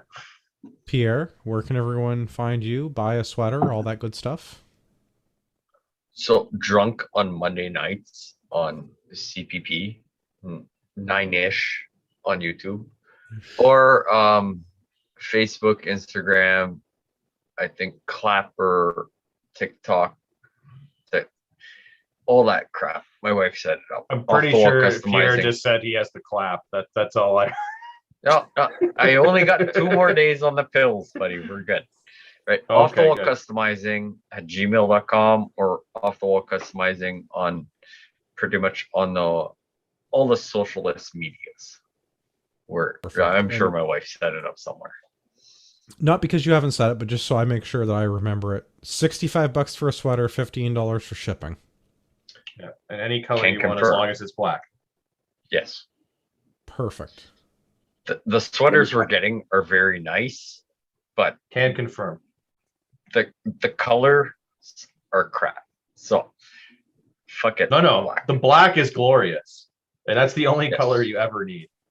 Yes, can confirm. So yes, $65, $15 shipping, email, or on the Discord on the polls section. We'll get all the info. December 1st is the cutoff. We'll send emails, confirm all the sizes, everything, and we'll make them. We will, as long as Canada Post is not a complete douchebag, you will get them before Christmas. Because it doesn't take long for us to do many things. All right.